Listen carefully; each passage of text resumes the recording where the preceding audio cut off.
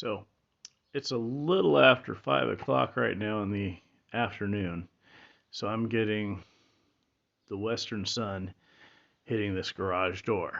And there you can see I have a panel with no styrofoam, a panel with styrofoam and radiant barrier, and just some like 1.5 inch styrofoam out of some packages that I picked up.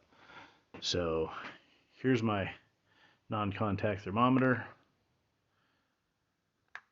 So right there on there is 42.5, almost 43 Celsius, which is 108,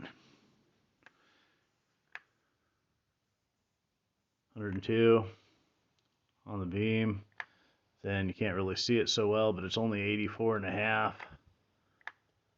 86, 80 on that, on the radiant barrier.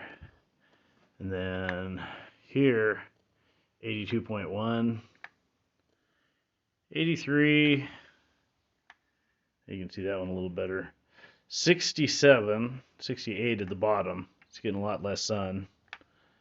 The bottom, 103 on the metal panel there. So this garage in the afternoon gets just so darn hot. So 78.8, 80 degrees, 80 degrees. So 25.8 Celsius, 28 Celsius,